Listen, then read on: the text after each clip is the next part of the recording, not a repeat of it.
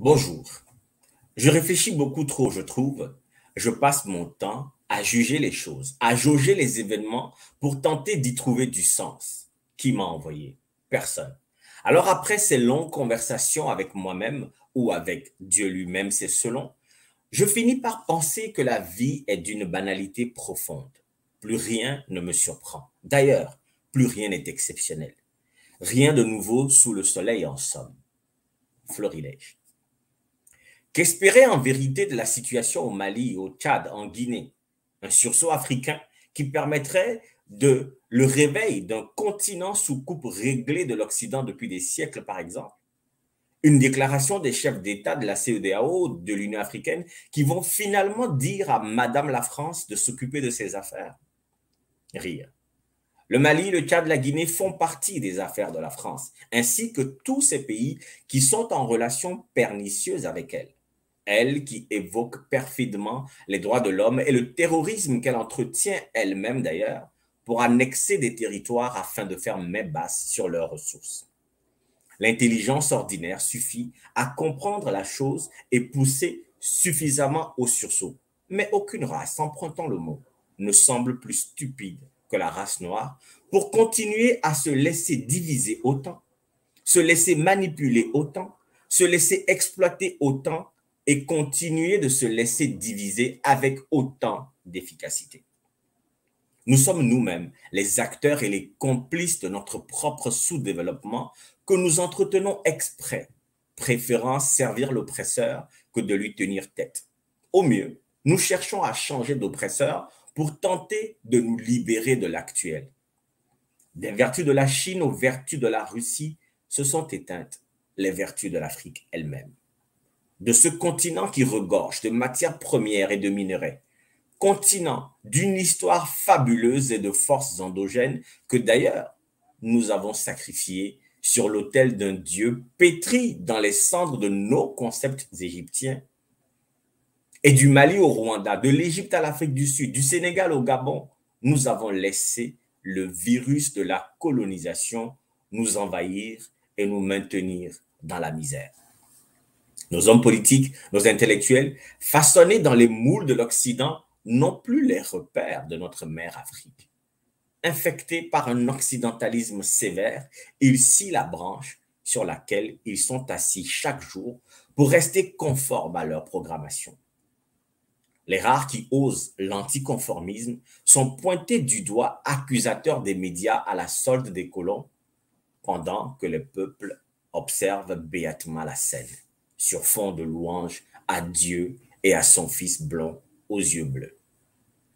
Nos ancêtres, nos aïeux, qui ont eu ce sursaut jadis pour défendre leur pays et obtenir l'indépendance, se retournent dans leur tombe et soupirent. Nos divinités locales se reposent dans leurs éternités en attendant qu'on se réveille un jour. Pendant ce temps, le train du vrai progrès s'en va chaque jour, chaque heure, chaque seconde, sans nous. Combien de fois allons-nous encore parler du coronavirus, notamment de la COVID-19? Oui, je continue d'écrire la COVID-19 parce que l'Académie française a décidé que c'était féminin, comme toutes les maladies.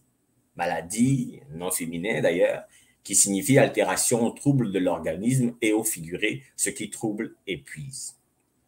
Pour encore au moins 3 années, et c'est mon pronostic inspiré de mon café de ce matin, nous parlerons encore et encore de cette année particulière 2020 qui s'étend jusqu'alors et qui a brusquement changé nos perspectives en toutes choses. Le monde, tel que nous le connaissions, est mort, étouffé par les masques et empoisonné au gel hydroalcoolique. Le deuil de ce monde a nécessité plusieurs confinements, des zones rouges, des zones oranges et le sacrifice de nombreuses activités. Pour soulager la peine de ce monde assassiné par un virus invisible à l'œil nu, il a fallu prendre d'abord des distances les uns des autres. Ensuite, des vaccins, pas si sains ni aussi sains que cela. Mais il apparaît que nous n'avons pas d'autre choix. Nous n'avons d'autre choix que de nous vouer à ces vaccins-là ou mourir. Mais alors, que nous pensions avoir eu plusieurs mois pour réfléchir à un monde différent, plus juste, plus sain, plus approprié pour toutes sortes de vies qui se meuvent sur la terre, il a juste fallu qu'on rouvre les terrasses pour voir les êtres humains s'y ruer pour y faire exactement comme avant, au risque de créer de nouvelles contaminations et de là, de nouveaux confinements. Quand on est étouffé par des restrictions, on cherche de l'air. Peut-on vraiment le leur reprocher?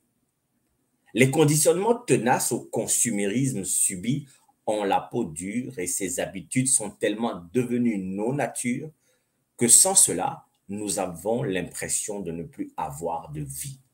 Alors on entend souvent la phrase « on n'a plus de vie » parce qu'on ne peut juste plus faire comme avant. Mais la vie, ce n'est plus le souffle, l'énergie qui nous anime. La vie, c'est ce que nous faisons en masse avec ou sans bien fondé. C'est la socialisation. La race humaine est un groupe social ou n'est pas. L'être humain est un consommateur ou n'est pas. Lui-même ne se conçoit plus sans aucune capacité à la dépense. Je dépense, donc je suis. Il préfère l'interaction avec les autres que d'interagir avec lui-même. Il préfère se trouver dans le reflet des autres que dans son propre miroir. La banalité des discussions avec les autres l'emporte sur la méditation qui suppose de se retrouver soi-même, pire de se retrouver avec soi-même. Courir vers le divertissement, pour échapper au réel, le virtuel mieux que le véritable examen du monde et de la responsabilité de l'homme dans son déclin. Le monde ancien est mort. Vive le monde ancien. Parce que les tenants du pouvoir ne peuvent tolérer de changements qui les dépossèdent de leur autorité sur les autres et sur le cours de la vie. Le changement est mieux lorsqu'il est cosmétique. Faire semblant de faire autre chose tout en faisant pareil qu'avant. On entendra encore parler de la COVID-19. Nos dirigeants sont désormais encore plus drogués d'exposition médiatique qu'avant. Ils ne lâcheront pas. L'addiction est sévère et il ne nous laisse aucun choix. Réveillez-vous, engagez-vous si vous pouvez. Notre silence est complice, notre inaction est coupable. La paix, ce n'est pas de ne rien faire, mais c'est parfois faire la guerre aux violences sourdes qui sont perpétrées au quotidien par des systèmes oppresseurs. La paix, quelle utopie d'ailleurs. Demain, l'Afrique. S'il existe une terre d'origine du monde, c'est bien le berceau de l'humanité qui reste résolument la terre de l'avenir. Non seulement toute l'économie mondiale y escompte son développement grâce au sous-sol et à la main-d'œuvre corvéable à merci qui s'y trouve, mais également il finira par s'y opérer un réveil qui emportera l'ordre mondial actuel.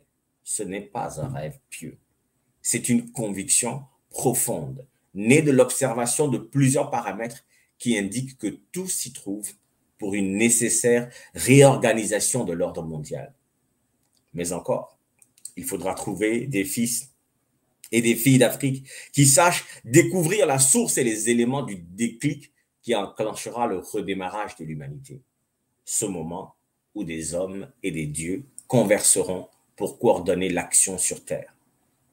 On y croit peu à l'existence des dieux, pas parce qu'ils sont introuvables, mais parce que les hommes en ont tellement inventé des faux que l'amalgame est facile.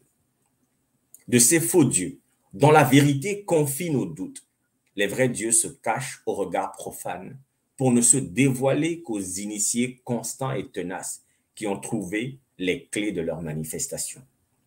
Et c'est dans la tradition africaine que l'on retrouve parfois la source de leur existence.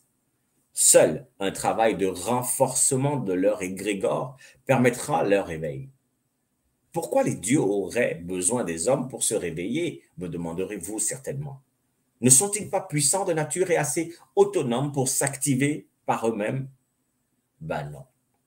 Tout est complémentaire dans cet univers, tout est interconnecté.